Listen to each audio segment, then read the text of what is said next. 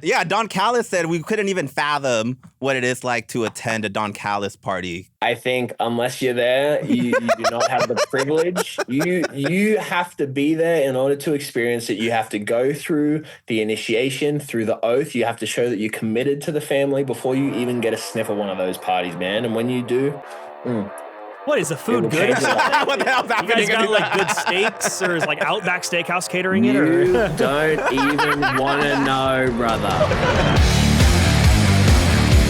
This is TMZ Inside the Ring.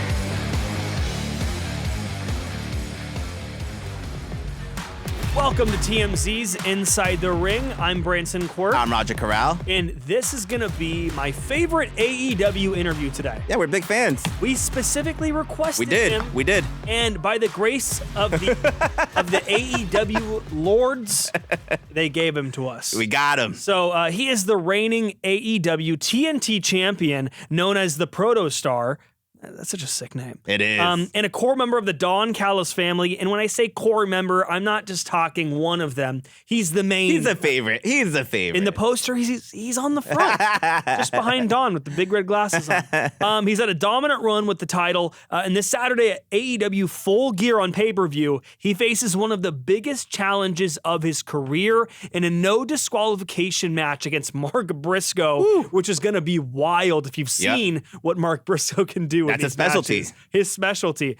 Ladies and gentlemen, please welcome Kyle Fletcher. Kyle, welcome to the show. How you doing? Yeah, great. Thank you guys very much for having me. How are you?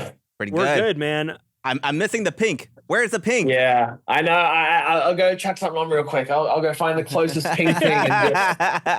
Well, you're at home right now. I'm sure you got lots of pink around the home, right? I do. Yeah, my baby pink water bottle that comes with me everywhere. Yeah, of course.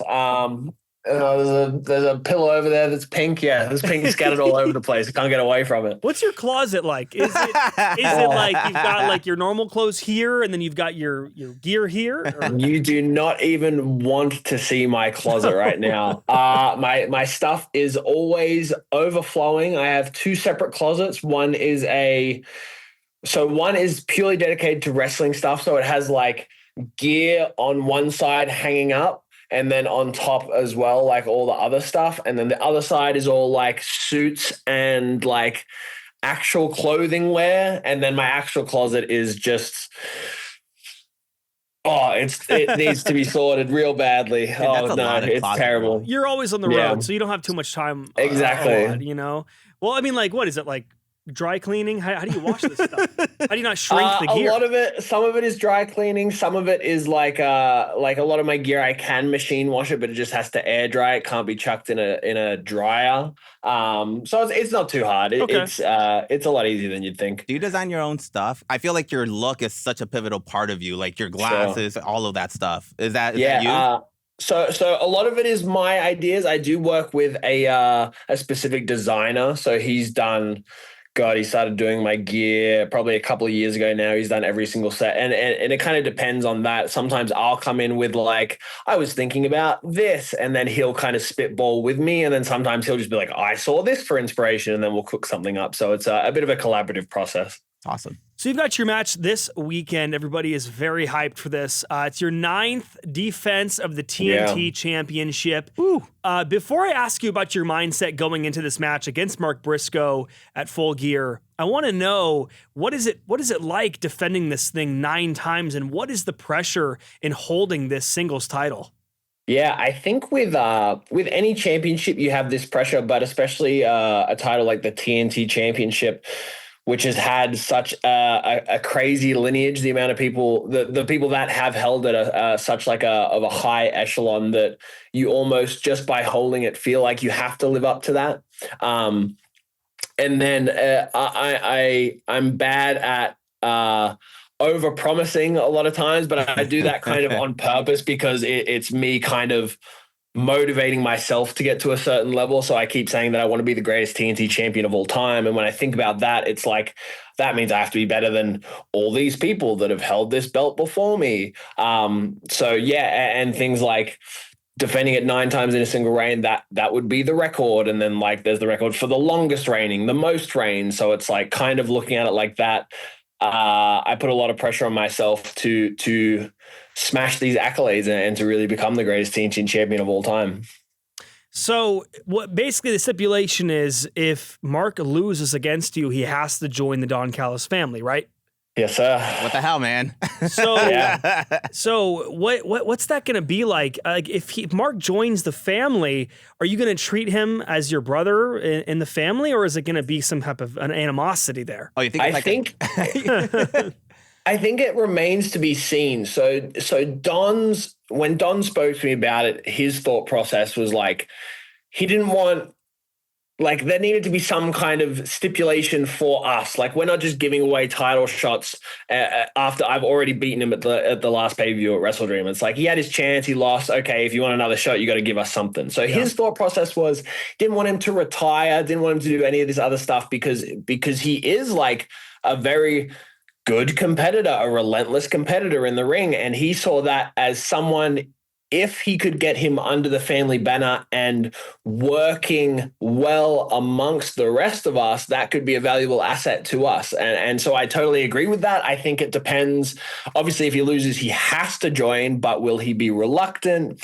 Will he look forward to the opportunity? Will he change his ways? Like, I think it is an interesting thing that will unfold either way. But on your end, are you going to treat him any differently? I will give him the chance to show what kind of man he is. And after he shows his true colors, I will make my decision, I think. Wow. So are you open to not allowing anybody from the family be ringside? Like, just, keep it fair? Yeah. I think for me, like we saw when I wrestled Hangman for the World Championship, there is I still feel like I have a lot to prove myself, especially in big matches like that. I want to go out there and prove that I'm one of the best doing it today. So I think the more you rely on other people, the less people see you as that unstoppable force. They're like, oh, he only wins because of this. He only wins because of this. I don't want any of that doubt. I want people to know how great I am. So I think sometimes it is not my call. There are a lot of other gears turning within the family. Maybe Don wants someone to get involved. Maybe someone else thinks I need the help. But, if it were up to me, I would just be destroying fools on my own every single night. What is the biggest change you think in your career since putting your management in the hands of somebody like Don Callis? I think there's a couple of different things, right? It's so valuable to have someone that's been in the business for this long to watch everything you do so closely, either at commentary or at ringside. And the amount of valuable advice that he has both before and after the matches is great. And then also you kind of have this person to go to bat for you. Like Don Callis, he truly believes in me and what my abilities are in the ring and just within the business in general. So he will go out of his way to bat for me, which I think in my position as a 26-year-old, pretty fresh in the company, it's a pretty big deal. So that's the good stuff from Don Callis. I want to know the bad stuff.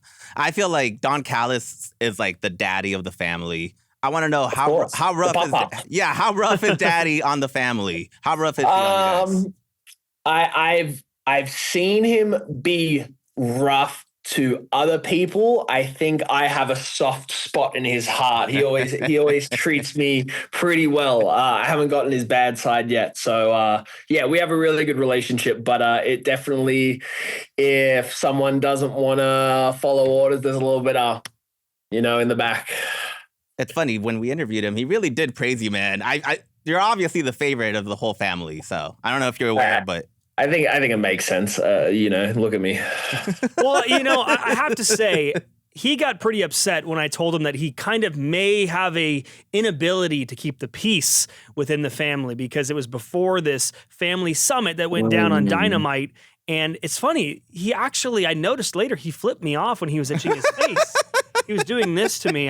This guy's just out of his mind. He does that a lot. Yeah, you get used to it. So do you think that he still has this ability to keep the peace, or is he kind of losing his grip? I think for the most part, I would say he has a very firm grip on the family and the inner workings of the family. I think people know how good he is at manipulating certain things to go his way. I think people think they know what's going on, but there are like a whole bunch of sub layers going on and a whole bunch of relationships within that people don't know. So people want to say that Takeshita and Okada can't coexist. I think there's a couple more layers in that story yet to be told.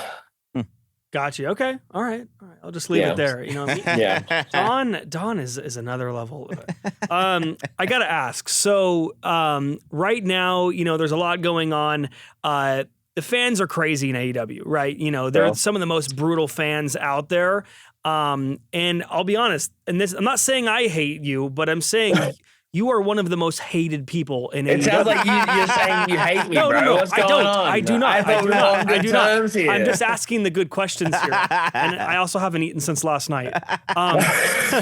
But I gotta ask, he's not himself. What is it like? Do you enjoy being the most hated man when you walk out there?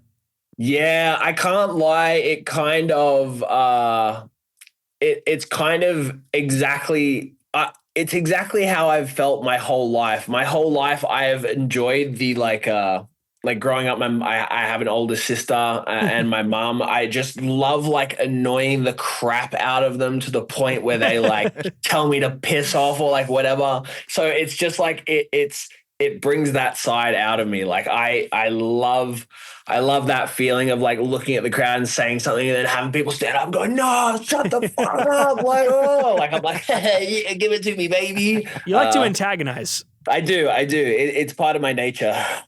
Well, obviously, this character change happened after the infamous haircut that we saw you do on TV.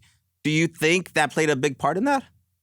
Oh, totally. I think I think at the time, it was one of those things where I was like, oh yeah, it's just a thing that I'll do and it might be cool, whatever. But I think looking back hindsight wise, that is kind of the moment that everyone references as that was the big change. And that was the thing that went like, it might not have been like that specific moment, but that was the start of it. That was the turning point for sure. And I think for years to come, people will probably look back at that specific moment and say that was where it all kind of started to take off. You've also worked with some major legends in this business. You are working with major legends. One of those being MVP backstage. Yeah. Yep. Recently, MVP made some comments about you saying that you come to him all the time for advice on different things. Could you give us maybe a little sneak peek into some of that relationship between you and MVP and one of the biggest lessons you've learned from him? Yeah, totally. I mean, the relationship between us, it kind of started very organically. It was like him and the boys, they got brought in, and backstage, you know, whenever there's a new coworker, you go up and you introduce yourself and you're polite. I think like a couple of the other boys had a bit more of a relationship with MVP, like they'd done stuff with him before. So it between us, it started very cordial. And then it was just when those people are around so often, I feel like you'd be silly just not to at least ask like what they think or whatever. I think there were a couple of times where I would come back from a match or I'd come back from a promo or whatever, and he'd just be in the vicinity and I'd ask him nicely, did you see any of it? Did you watch any of it? And yeah, he was super cool and just like taking the time to dissect some things and praise some other things. And yeah. And then, I mean, the biggest piece of advice that he kind of, I feel like gives me all the time really is to believe that I am a star and to kind of like not let other people try and walk all over me, and to really try and present myself a certain way. And then and he always praises me the way I dress, the way I talk, the way I present myself. He calls me superstar every time he sees me because that's what he thinks of me as, which is kind of cool to get that kind of praise from someone like that. So yeah, he's just one of the many people backstage that I feel like I can always go to. I am always trying to learn, trying to grow and become a better performer, a better person, a better wrestler. So yeah, I am more than grateful for him and everyone else that I'm able to talk to on the reg. Is there anybody backstage that you think is kind of the locker room leader in AEW? Do you guys have a locker room leader, or is everybody just kind of mutually? There are definitely these these figures. I don't necessarily like the term like locker room leader, because it's not like one person stands in the middle of the locker room every time and goes like, clean up your trash. It's not like Undertaker 90s. Yeah. It just doesn't really exist nowadays. I think there are certain people that everyone else just looks to and respects, and it's a very natural and organic thing. I think the one that is the most obvious right now is maybe like Mox. Mox is just one of those people that he lives and breathes AEW and just wants it to succeed more than anything. And he's always another one of those people that is always around and always there to offer some super cool insight that you might not normally think of. Another one is Orange Cassidy. Since coming back, he's been a great guy that people can look to and really respect and lead by example, really. So yeah, I wouldn't say there's a specific locker room leader, but there are a lot of people that I can look around and go like, oh, we're in really good hands. Yeah, what's it like having Orange Cassidy back? I always wanted to know, what's he like on a day-to-day basis? Like, I know he's a very quiet guy in the ring, obviously. Yeah. But what is he like day-to-day as a work partner? He is, very surprisingly, the most chill guy you'd ever meet. Yeah, super, super chill. And it makes a lot of sense. That's funny. When his hands are not stapled. Yeah. Yeah. Speaking of Orange Cassidy, very different talent in today's wrestling. And the reason the topic of Kyle Fletcher came up with MVP was because of criticism that you got from Stevie Richards about your ring psychology. Do you think veterans understand modern wrestling? I think in a lot of ways there is a bit of a disconnect.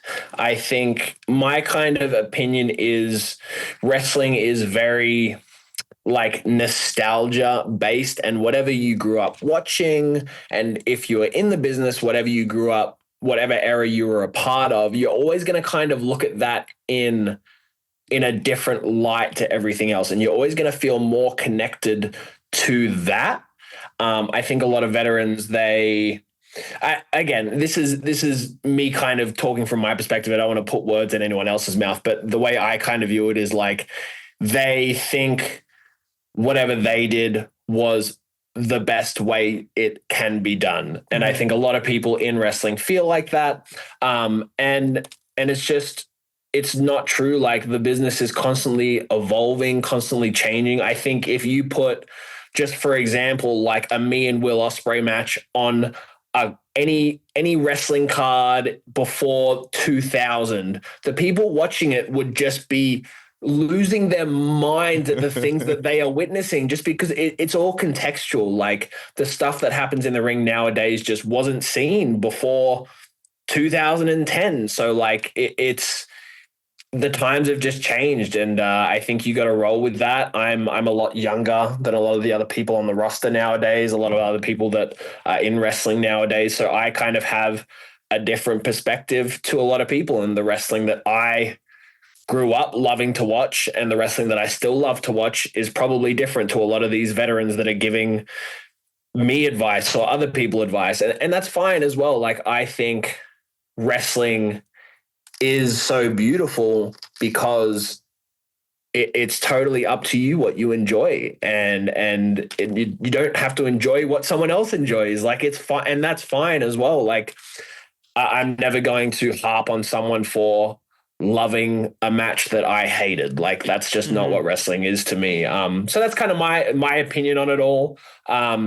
whatever you think wrestling is and what it should be, that's totally fine. I think it should be the way that I wrestle. So it's a bit of give and take, you know? Yeah.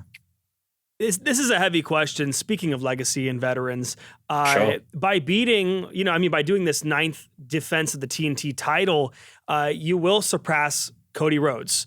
How do you feel about passing that, the Rhodes legacy? How do you feel about beating that legacy? Yeah.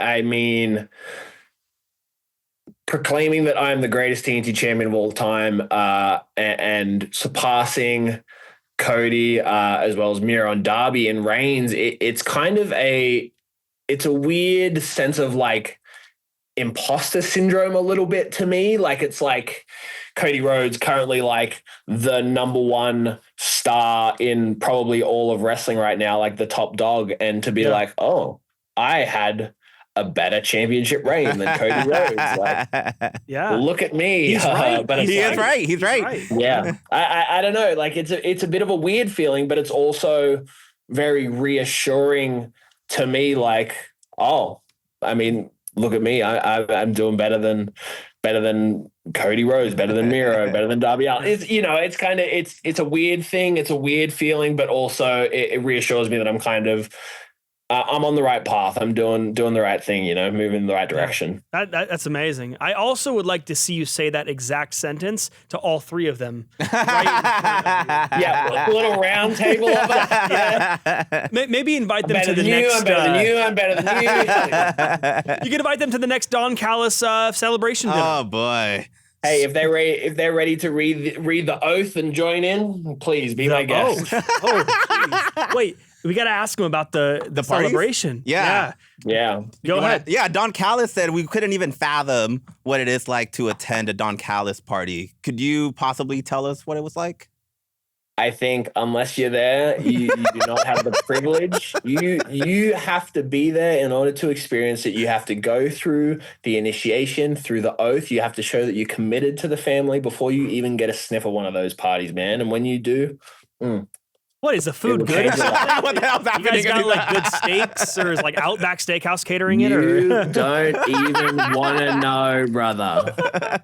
I'm never gonna know. We're never gonna know. One day I'm gonna have to sneak backstage and wait. I can't say. No, you can't. You can't. Yeah, you cannot. Yeah, I'm flagging all security right now. Okay, all right. This guy's face on the wall. Yeah, please. I gotta ask: is there anybody in the AEW locker room that you think is just not getting enough credit right now among the fans? That's a great question. I mean, we have such a stacked roster, and I think at any given point you could chuck any of these people in the back in the ring and they'd kill it.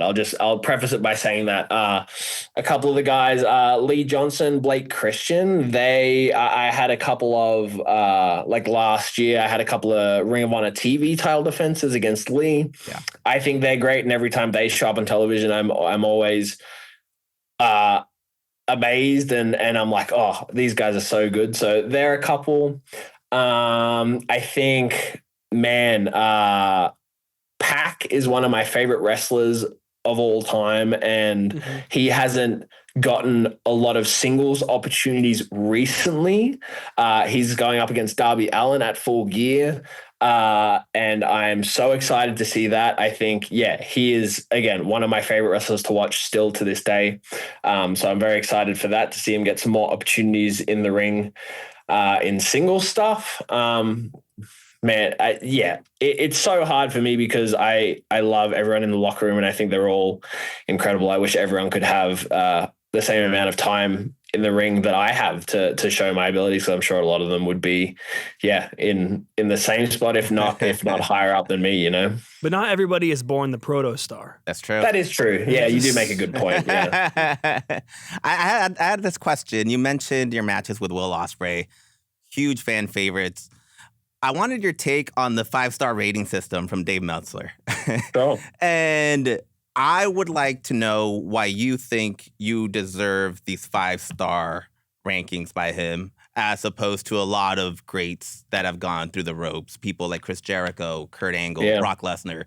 they've never received 5 stars. Why do you think you get 5 stars? Man, you're really setting me up to fail. Jeez, I'm giving you props. I'm giving you props. We're going to hear this on the Wrestler Observe Radio next Friday. Yeah. Let's go.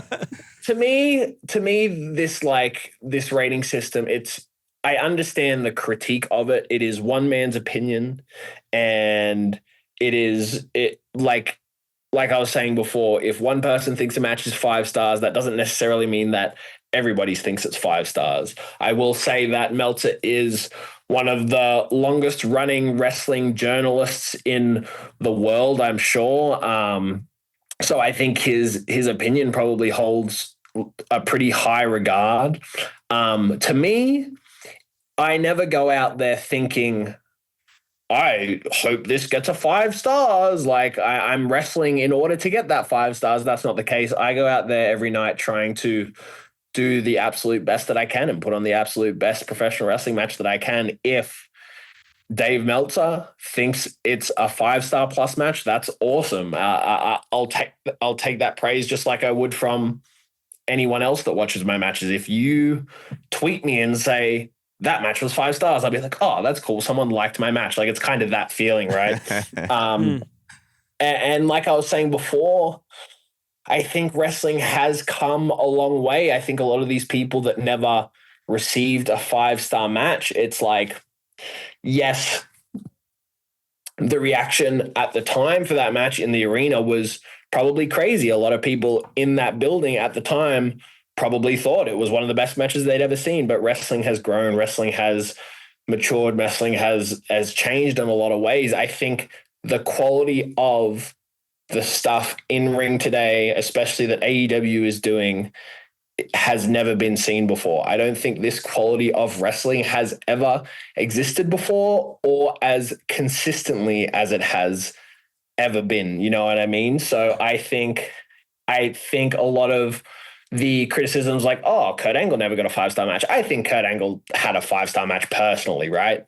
But I will say the quality of stuff in ring today, not just me, but the Will Ospreays, the Hangmans, the Swerves, they're all performing at a different level than we've ever seen before. So I think that's probably why that kind of thing has happened.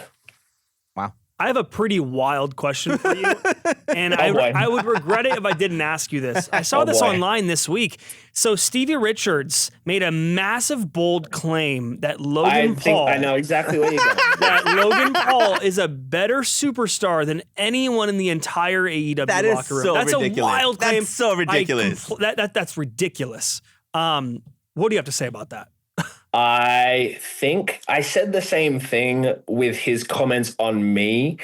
I think a lot of these things are done with the thought process, oh, this will get a reaction. Oh, this will get clicks. I don't know if he believes that wholeheartedly. If he does, like I said, everyone's entitled to their opinion. I think that opinion is bullshit personally. I think the roster that we have at AEW, the matches that you see on a weekly, bi-weekly, like monthly basis, I am astounded. Like I can't even keep up. Like I watch one match that I go, that's the best match I've seen this year. And then the next week I'll see another match that I think is the best match this year. It's just, it's an absolutely absurd claim to make. No hate on Logan Paul, doing great stuff. Good for you. He's been in the business 5 years, if that. So the level that he's performing at is insane. Do I think he's better than Kenny Omega, Will Ospreay? Not a fucking chance. I'm telling you, you're right. It's people looking for clicks because it's competitive now. And so people will just say any shit that they that they think people will click on, and it obviously worked. We're talking about it right now. Yeah. So hey, it worked, brother. He worked. Right. But no, I appreciate you responding to that and being an open book about it. Totally. We have one final question for you, actually. Yeah, please. You got to ask him about you got to ask him about the photo we have. The social game. Well, I have. You're kind of wild on social media, man. Me? You never. You only tweet every now and then, but you hit hard. Thanks, man. There's a picture of you kissing RJ City. And in it, you tell everyone, I have anxiety, guys. It's okay. Was that a shot at Pedro Pascal? Yeah, that was literally like the day after it had gone like viral, like everyone hating on Pedro for it. It was just literally all my tweets. Please take them with a grain of salt. My thought process was literally sitting there going, this will be funny, blah, blah, blah, blah, blah, blah, blah, tweet. Like that was the entire thought process behind it. It was no shade. I do deal with anxiety. If I want to kiss a boy, let me kiss a boy. Come on. How do you feel about people that call you Kyle Fleshlight? I love it. I love it. That's in your intro, by the way. Oh, yeah, please. No, it's not in your intro. It's not. You made that up. You made that up. No, I respect That's actually my full name if you ever want to say my full name. It's on the birth certificate. It's on the birth certificate. Wow. Mm-hmm. So make sure to check out Kyle Fletcher this weekend at AEW Full Gear against Mark Briscoe and see if Mark joins the Don Callis family. Woo. Where can we all watch this on Saturday? Pay-per-view, Saturday, Full Gear, Amazon Prime Video, HBO Max. Internationally, I believe, Triller TV, Fight TV, whatever it's called now, and wherever you can get your normal pay-per-viewing viewing experience. Awesome. All right. Thank you, Kyle. Thank you so much. Of course. Thank you, guys.